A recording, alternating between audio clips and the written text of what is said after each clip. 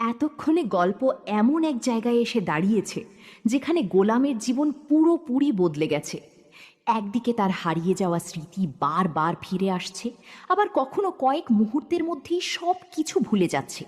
কখনো সে সাধারণ গোলাম, আবার কখনো তার আচরণে ফুটে উঠছে সেই পুরনো সেজা চৌধুরীর ছাপ। আর এই অদ্ভুত স্মৃতির রহস্য যত গভীর হচ্ছে, ততই যেন তার চারপাশে বিপদ ঘনিয়ে আসছে। এরই মধ্যে গোলাম স্পষ্ট করে সতর্ক করে দিয়েছে, তার পরিবারকে কেউ যদি আঘাত করার চেষ্টা করে তাহলে সে কাউকে ছাড়বে না। কিন্তু গোলাম হয়তো এখনো জানে না তার সামনে যে বিপদ আসছে সেটা আগের সব বিপদের চেয়েও ভয়ঙ্কর। কারণ এবার তার সামনে আসতে যাচ্ছে স্বাস্থ্যমন্ত্রী আবিদ সাইফুল্লাহ। বাইরে থেকে তিনি একজন ক্ষমতাবান মন্ত্রী, কিন্তু তার আড়ালে রয়েছে ভয়ঙ্কর এক অন্ধকার জগৎ।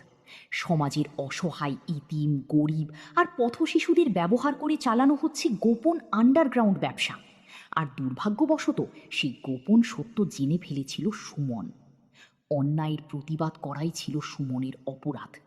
আর সেই অপরাধের শাস্তি হিসেবে তাকে আটকে রাখা হয়েছে একটি গোপন শিলি। কিন্তু প্রশ্ন হলো, সুমন এখন কোথায়? সে কি এখনো জীবিত? আর তাকে উদ্ধার করতে পারবে কি? গোলামের কাছে যখন এই খবর পৌঁছাবে, তখন কি সে চুপ করে বসে থাকবে? অবশ্যই না।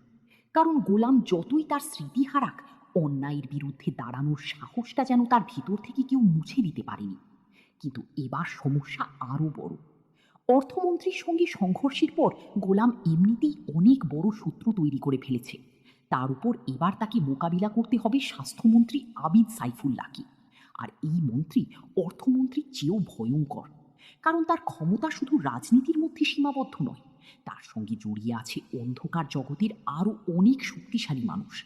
তাহলে গোলাম কি একাই লড়াই করতে পারবে, নাকি তার পাশে দাঁড়াবে এমন কেউ যার কথা সে নিজেও ভাবতে পারেনি? অন্যদিকে গোলাম আর ফাতিমার সম্পর্কেও তৈরি হচ্ছে নতুন এক রহস্য। ফাতিমা গোলামের স্মৃতিশক্তি নিয়ে চিন্তিত। কখনো গোলাম সবকিছু মনে করতে পারে, আবার পরক্ষণেই নিজের স্ত্রীকেও চিনতে পারে না। ডাক্তার পর্যন্ত তার সমস্যার সঠিক সমাধান দিতে পারছে না। তাহলে আসলে গোলামের মাথায় কি হচ্ছে? এটা কি শুধুই স্মৃতিশক্তির সমস্যা, নাকি তার অতীতের সঙ্গে জড়িয়ে আছে আরো ভয়ঙ্কর কোনো সত্য? কারণ গোলামের পুরনো স্মৃতি যখন ফিরে আসে, তখন তার আচরণ পুরোপুরি বদলে যায়। তার কথাবার্তা, চালচলন, আত্মবিশ্বাস সবকিছুতেই যেন অন্য একজন মানুষকে দেখা যায়। আর ঠিক এই জায়গাতেই লুকিয়ে থাকতে পারে পুরো রহস্যের চাবিকাঠি। হয়তো গোলাম নিজেও জানে না তার অতীতের সেই মানুষটি আসলে কি ছিল। হয়তো তার হারিয়ে যাওয়া স্মৃতির মধ্যেই লুকিয়ে আছে এমন কিছু তথ্য যা প্রকাশ হয়ে গেলে আবিদ সাইফুল্লাহর পুরো সাম্রাজ্য ধ্বংস হয়ে যেতে পারে। আর তাই হয়তো গোলামকে থামানোর জন্য এবার আরো বড় পরিকল্পনা করা হবে। কিন্তু তারা জানে না, গোলামকে যত বেশি চাপে ফেলা হবে, তার ভিতরে সেই পুরনো সত্তা ততই জেগে উঠবে।